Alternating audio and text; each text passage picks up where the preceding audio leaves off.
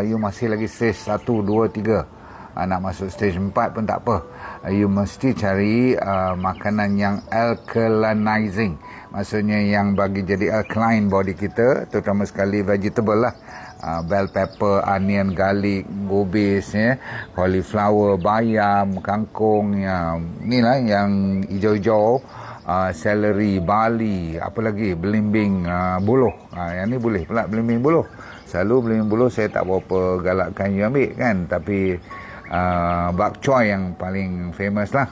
Okay, asparagus lagi, ginger, avocado. Lepas tu kita boleh ambil juga karbohidrat yang kompleks tu, seperti sweet potato, ubi kayu, keladi, boleh sangat-sangat.